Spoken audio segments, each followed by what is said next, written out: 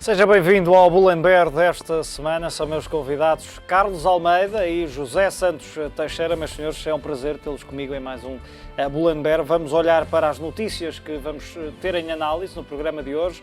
O JP Morgan estima perdas para o BES de 2.200 milhões de euros com a exposição ao Grupo Espírito Santo e a Angola. De acordo com os analistas do Banco de Investimento, a exposição do BES às empresas não financeiras do GES ascende a 1.200 milhões de euros. Destes, mais de metade, ou seja, 700 milhões, devem ser dados por perdidos. Pelas contas do JP Morgan, a este valor há que somar perdas adicionais de 850 milhões num total de 2.850 milhões de euros em papel comercial do GES, vendido a clientes de retalho e investidores institucionais. As irregularidades detectadas em Angola devem aumentar a fatura em mais de 700 milhões. Os resultados semestrais do banco, a apresentar no próximo dia 30, devem incorporar já estas imparidades.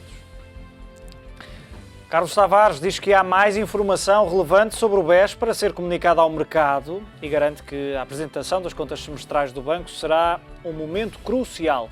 O presidente da CMVM, que esteve a ser ouvido na Comissão Parlamentar de Economia e Finanças, precisamente sobre o BES. Penso também que haverá mais informação relevante para além desta, que está neste momento no mercado. Creio que há agora um momento crucial, um novo momento importante, que é o momento da divulgação das contas semestrais do Banco Espírito Santo e o respectivo relatório dos auditores, porque penso que, entretanto, houve mais trabalho sobre isso por parte, inclusivamente, dos auditores do banco. E penso que os investidores, sobretudo, deverão ler toda a informação que seja relevante e tratá-la da melhor forma que entenderem. E, sobretudo, o melhor conselho que se pode dar aos investidores é que repousem essencialmente na informação oficial. Tá bom. José Santos Teixeira, olhando para estes, e tínhamos assistido há uns dias a uns cálculos, e é importante dizer aos telespectadores que temos estado a falar de números especulativos, obviamente, foram adiados esses números para o próximo dia 30 de julho, mas tínhamos visto que poderíamos ter prejuízos no BES superiores no semestre a 1.000 milhões. Agora o JP Morgan vem falar em mais de 2.000 milhões de euros. Que tipo de reação poderá ter o mercado se confirmar um número desta dimensão?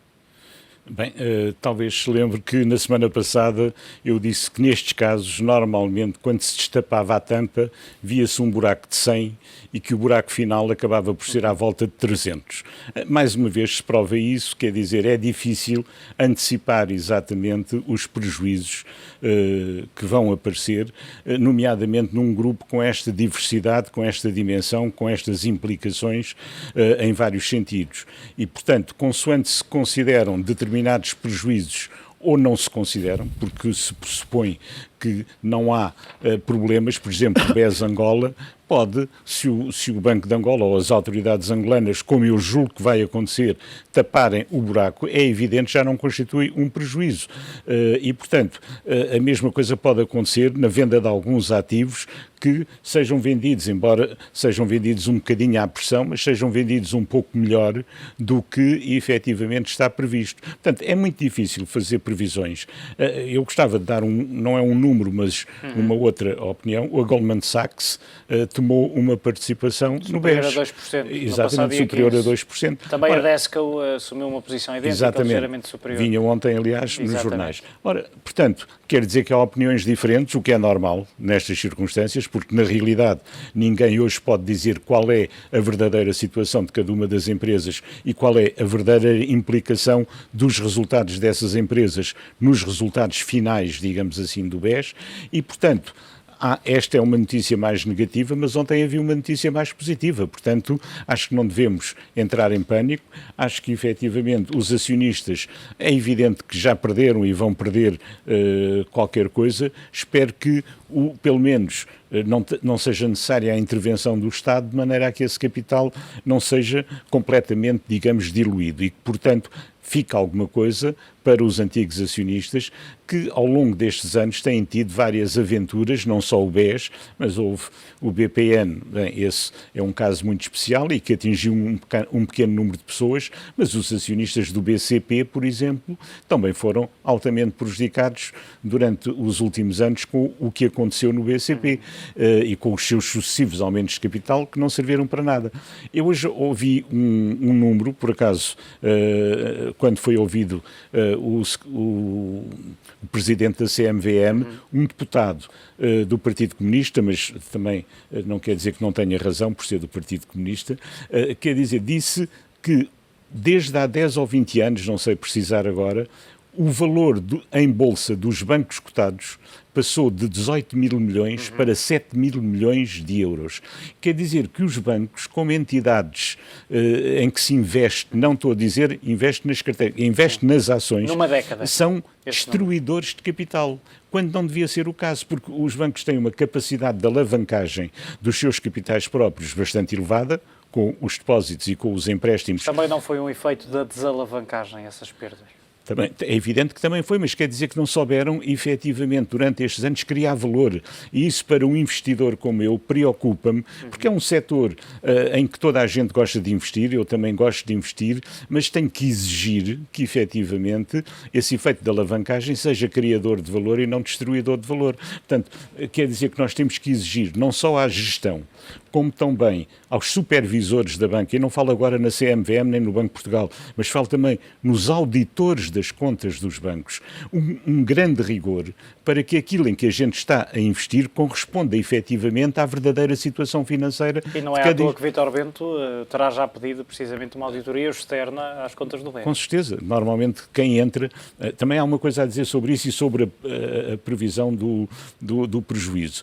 Quem entra normalmente quer, para já conhecer o melhor possível a situação, mas por outro lado também quer, desculpa a expressão, passar para trás, quer dizer, para os anteriores, a responsabilidade e os prejuízos para poder apresentar depois melhores resultados, porque se partir de uma base inferior, ou seja, muito baixa, no futuro talvez tenha exatamente uma performance melhor e possa ter os louros dessa situação.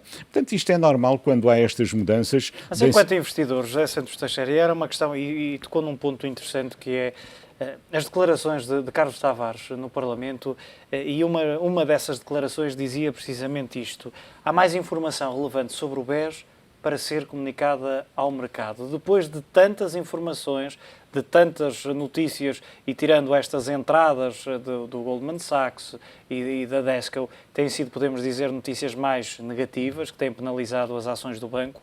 O que é que poderemos esperar? O que é que um investidor, quando ouve o presidente da entidade reguladora do mercado dizer uma coisa destas num cenário, numa conjuntura como esta, o que é que poderá esperar? Quer dizer, eu tenho uma certa... A sensação que eu fiquei enquanto jornalista foi que poderemos ter ainda mais más notícias nos próximos tempos. É evidente que podemos ter mais más notícias, mas eu não sei exatamente a que é que ele se queria referir, mas normalmente é imparidades que existem e que não estão registadas, e há uma coisa que eu por acaso aprendi em França, no antigo Banco Franco-Português, que em certa altura foi comprado pela Caixa Geral de Depósitos, para se chamar agora Caixa Geral de Depósitos em França, é que, mas penso que isso não terá acontecido no BES, mas o antigo proprietário do Banco Franco-Português, já depois de ter sido corrido pelo Banco de França, etc., e já lá não estar, trazia, como é que dizer, papéis timbrados do Banco Franco-Português e continuava a dar garantias. E como era presidente, efetivamente... tinham validade? Não, tinham validade, porque punha-lhe uma data em que tinha sido presidente. Portanto, eu não estou a dizer de maneira nenhuma que isto aconteceu, mas estou a dizer que há sempre, sobretudo ao nível das garantias nos bancos, há responsabilidades que aparecem e que podem não estar contabilizadas. Quer dizer, aliás, as garantias também contam como empréstimos, digamos assim, em determinadas circunstâncias, não conheço bem, mas sei que são consideradas para as responsabilidades dos bancos, podem não estar reveladas, quer dizer, pode haver garantias ocultas, digamos assim, e, portanto... Em pleno século XXI, é aceitável que essas garantias fiquem, e vou utilizar a expressão que utilizou, ocultas? Quer dizer, eu não sou supervisor, eu só sei é que um indivíduo que é presidente de um banco, pelo menos em França, eu não sei se em Portugal pode assinar sozinho, mas em França na altura pelo menos podia. E portanto, podem aparecer, reparo o que aconteceu na PT, foi um indivíduo que era CEO, praticamente sozinho ou com um administrador financeiro, assumiram responsabilidade de investir a tesouraria de 800 milhões sem dizer nada aparentemente a mais ninguém. Portanto, assinar um documento de garantia de um empréstimo a uma determinada entidade do Grupo Espírito Santo parece-me perfeitamente plausível e não sei se isso tudo está contabilizado ou não. Portanto, são talvez essas reservas, as reservas do supervisor da CMVM, Dr. Carlos Tavares. Carlos, por razões óbvias, tens limitações para falar e é importante também que se diga aos telespectadores, fazendo essa nota inicial, mas queria colocar-te aqui também outras questões. E pegando em alguns números, a exposição do BES ao BES Angola é de 3 mil milhões de euros em dívida de curto prazo que tem sido renovada sucessivamente. O BES tem créditos que não sabe bem que fim terão, de cerca de 5.700 milhões de dólares.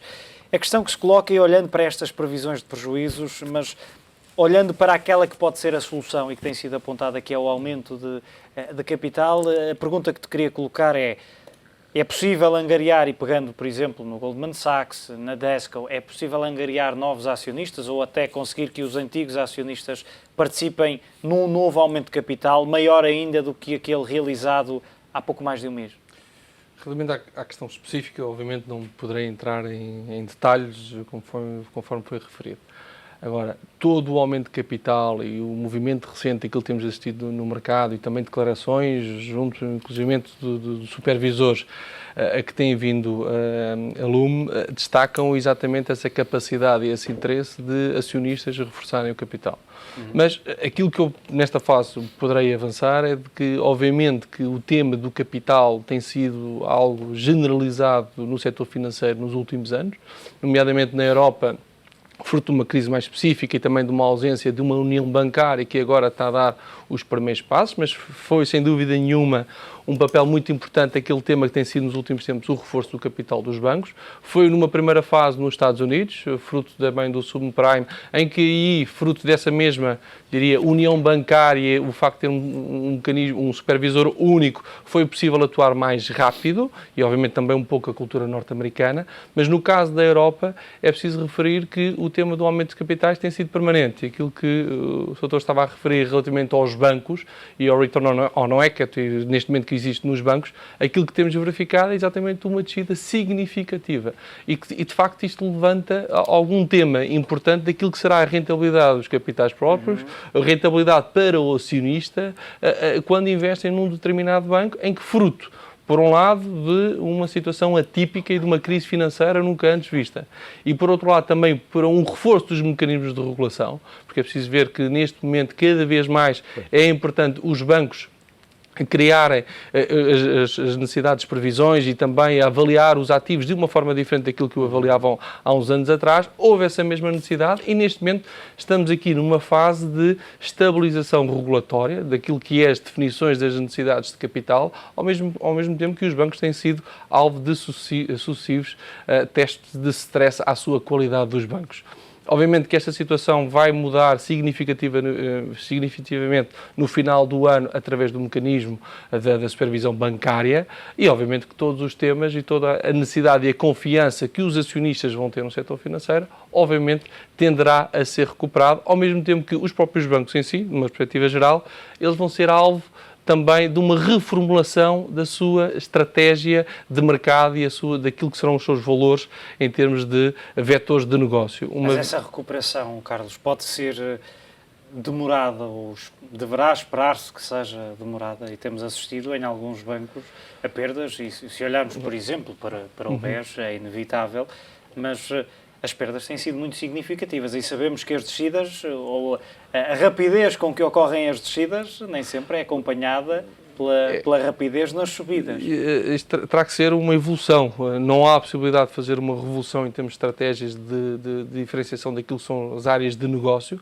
Terá que ser uma evolução, porque também é preciso termos em consideração que, nomeadamente em Portugal ou na Europa, na sua generalidade, nos últimos, diria, 15 anos, grande parte do produto bancário que era gerado era através de financiamento hipotecário e financiamento às empresas. Ora, neste momento, fruto daquilo que tem sido o desenvolvimento do mercado imobiliário na Europa na sua generalidade e também aquilo que tem sido as exigências de garantias que os bancos fazem às empresas, obviamente que os bancos vão consumir mais capital para financiar essas mesmas empresas, ao mesmo tempo que também tem um menor volume de procura relativamente ao crédito à habitação.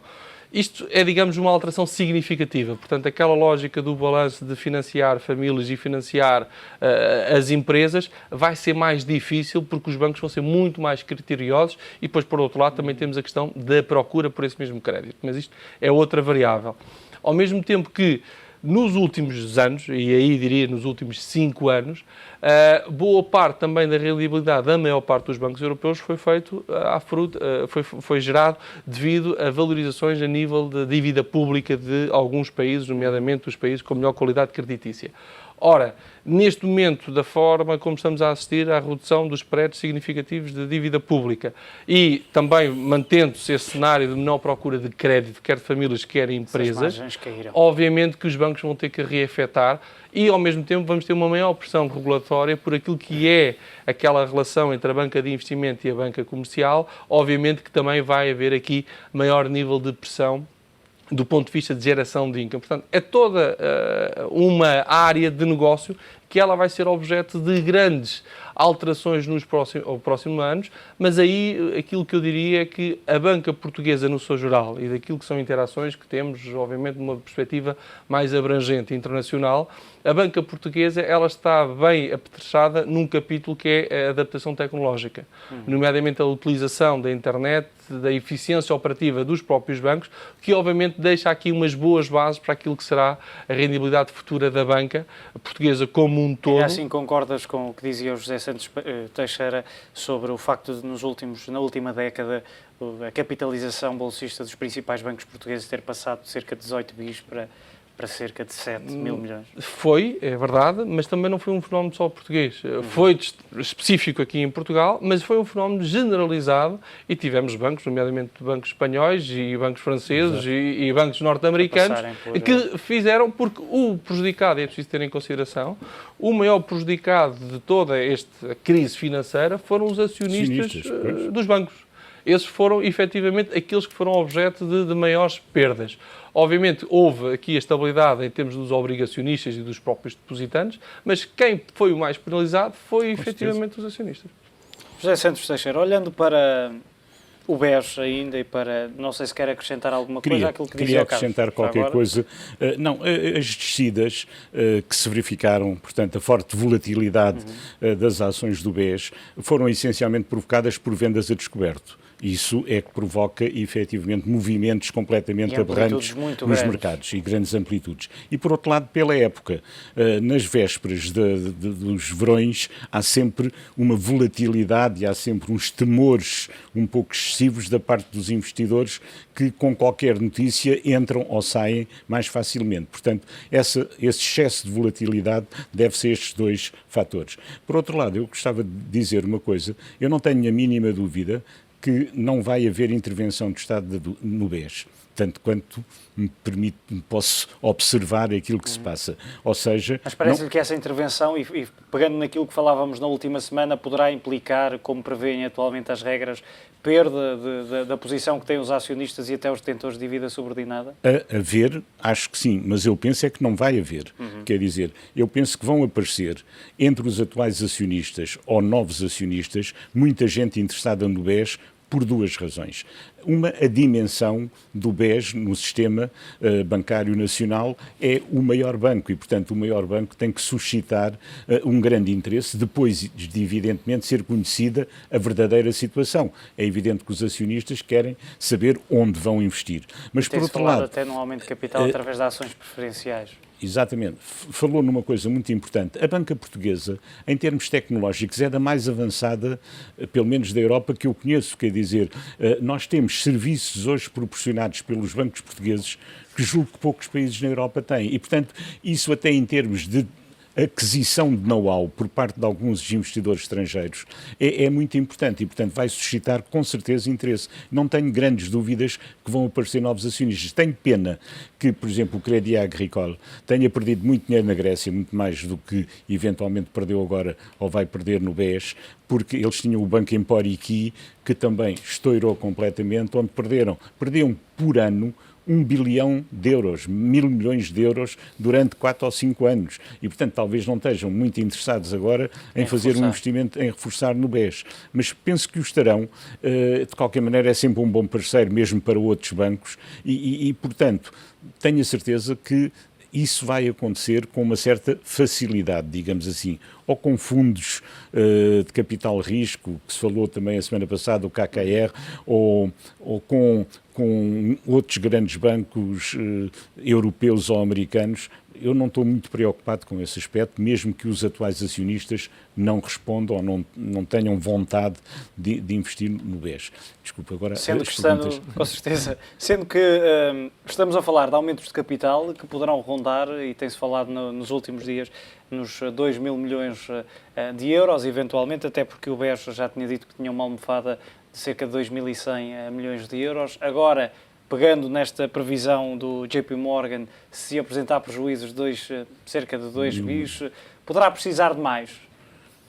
Sinceramente, eu nesta altura não faço ideia. Como disse, tudo depende da tampa e do que está depois lá dentro do tacho. Mas, efetivamente, 2 mil milhões de euros em termos internacionais é pouco dinheiro. E mesmo, digamos... Nesta semana o BCP conseguiu também. 1.000 milhões, exatamente. Portanto, dada a dimensão do BES, dada mesmo a própria clientela e até que está muito ligado ao BES e que acredita no BES, não vejo uma grande dificuldade em conseguir no mercado nacional, mais o mercado internacional, esse montante. Parece-me um montante perfeitamente fácil de obter para um grande banco como continua a ser o BES. Ainda assim, e pegando nessa expressão, um grande banco, a reputação é importante para quem investe, para quem procura investimentos, fica muito melindrada. Olha, aí eu já não vou ser tão simpático com o BES como com os outros bancos por uma coisa muito simples. Portugal fez nos últimos anos um esforço muito grande de recuperação de uma certa imagem de credibilidade, nomeadamente ao nível do governo, portanto, ao nível da dívida pública, e conseguiu. Quer dizer, podemos fazer todas as críticas, mas não há dúvida nenhuma que aqui há 2, 3 meses eu ouvia frequentemente e lia frequentemente notícias sobre a entrada de investidores estrangeiros ou na nossa dívida ou nas nossas empresas cotadas na Bolsa. E, portanto, estávamos outra vez na moda, assim como estamos novamente na moda com o turismo, também estávamos na moda em termos de mercado onde se podia investir. E é evidente que estas notícias fazem perder muito trabalho e muitos sacrifícios a muita gente, indiretamente. Portanto, não há dúvida nenhuma que hoje ir falar outra vez em investimentos em Portugal, em empresas portuguesas, mesmo cotadas no mercado internacional, é difícil. E, portanto, é pena... Até porque aquele aumento de capital caiu muito mal, porque semanas antes tinham estado a fazer um roadshow pelo mundo, a destacar o facto do BES estar sólido, e depois, um mês depois de um aumento de capital bem conseguido, há toda esta situação. Pois, mas é isso, quer dizer, passamos novamente por uns brincalhões, para já não dizer aldrabões, porque efetivamente não conseguimos manter uma credibilidade que merecemos. Quer dizer, em muitos casos nós somos pessoas de bem e pessoas que sabem gerir empresas e pessoas que sabem emprestar dinheiro, inclusivamente. E depois aparecem estes acidentes que efetivamente rapidamente destroem o trabalho de muitos durante muito tempo. Eu, se quiser, até sou um bocado cínico, podia ser um bocado cínico, em termos de gestor de uma companhia, de uma empresa de gestão de ativos independente, que é a grande palavra que muitas vezes falta em Portugal. Estou muito satisfeito com estes acontecimentos todos, porque permite mostrar que vale a pena ser independente e não estar misturado com não sei quantos familiares ou com não sei quantas empresas ou com não sei quantos bancos de investimento que me enfiam pela boca abaixo os produtos que eu devo vender ao balcão. Não tenho nada disso. Mas, portanto, teoricamente devia estar satisfeito com o que acontece. Na qualidade de português, tenho muita pena, porque efetivamente andam uns a remar para a frente e outros a remar para a direita, para trás, e como sabe, no remo todos têm que remar no mesmo sentido, exatamente. E portanto é pena que estes desastres aconteçam. E também devo dizer uma coisa, tenho pena para o Dr. Ricardo Salgado por uma razão muito simples. Tudo o que ele fez de mal, como é evidente que fez muitas coisas mal, mas nós precisamos de investidores. Quer dizer, nós precisamos que a indústria portuguesa também se desenvolva. Ele contribuiu bastante para esse desenvolvimento. Infelizmente, contribuiu, quanto a mim, erradamente, só com uma coisa, é que meteu lá a família toda. E provavelmente, dentro da família, há muitos bons sucessores de Ricardo Salgado e, se calhar, há alguns que não merecem que lhes sejam entregues empresas para gerir e, portanto, não deve ser esse o critério. Não deve ser um nome de família que ficará... perdoem-me a expressão, queimado no mercado nos próximos tempos. Mas o critério para recrutar gestores das empresas, quaisquer que elas sejam, tem que ser a competência, não pode ser nem a amizade, nem os laços familiares. E, portanto, temos que aprender isto em Portugal. Isto é uma coisa que eu julgo que não é para ser inventada, já existe há muito tempo. Competência, competência, competência.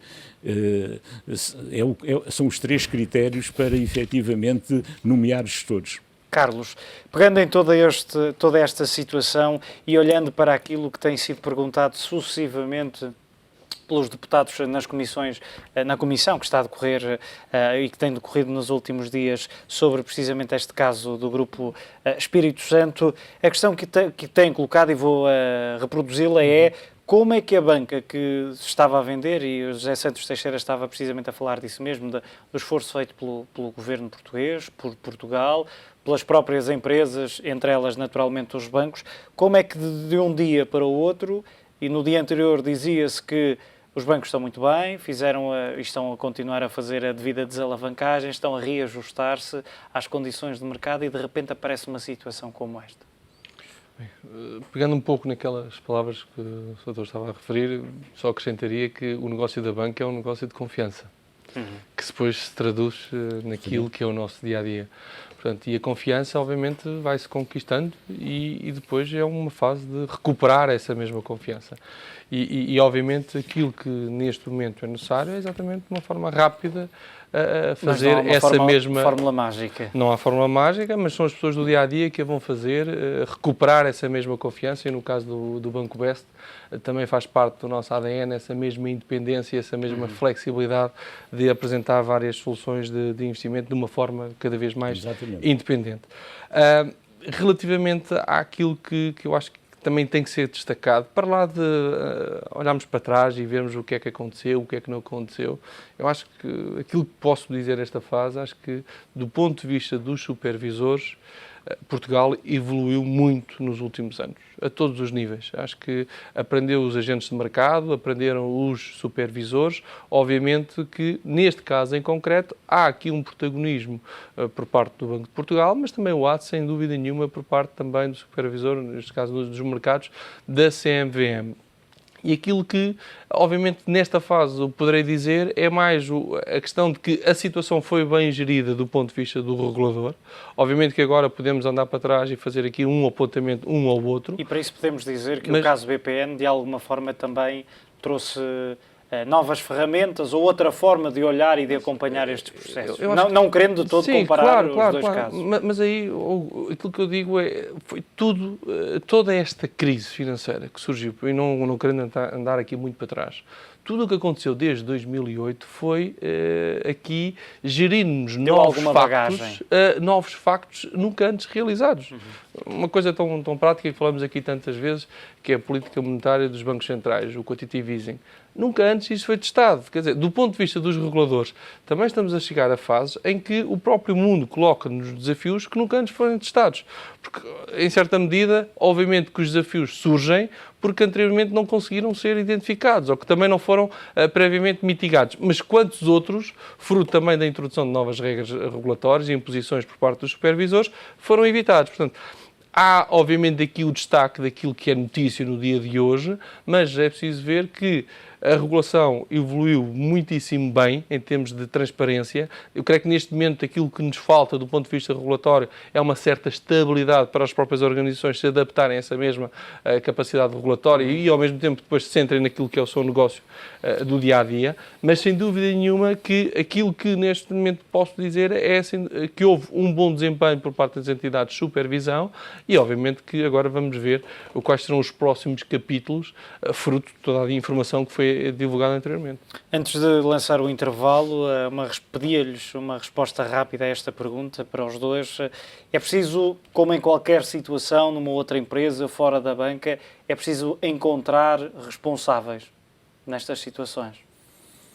É evidente porque isto causou tal mal ao país, neste caso, que não nos podemos permitir que a culpa morra solteira, que é uma frase que se costuma utilizar.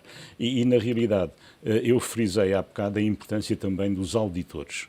Aliás, o Carlos Tavares hoje na CMVM disse uma coisa muito importante que nem percebo porque é que ainda não foi regulada a nível internacional, que é o facto dos auditores não poderem ser ao mesmo tempo consultores. Portanto, a separação das duas atividades de auditoria e de consultadoria, que em muitos casos estão misturadas, alguns já foram separadas, mas que é preciso continuar a separar. E, portanto, tenho visto falar pouco das faltas, digamos, cometidas pelos auditores ao certificarem contas que manifestamente estão erradas. Não estou a falar agora no caso do BES, mas em geral. E, portanto, basta lembrar que no BPN tinha havido 5 auditores em 5 anos seguidos que tinham posto reservas às contas. Portanto, isso devia atrair a atenção do Banco de Portugal, chamar os auditores, inclusivamente, não sei porque é que o Vítor Constâncio ignorou durante tanto tempo, essa posição dos auditores, é porque havia qualquer coisa. Acho que ele mostrou uma ingenuidade superior à média, digamos assim. Carlos. Só acrescentaria que creio que os supervisores vão continuar a fazer um bom trabalho. Muito bem, fazemos aqui agora um curtíssimo intervalo. Na segunda parte, olhamos para as novas previsões do Fundo Monetário Internacional para a economia norte-americana. Não saia daí.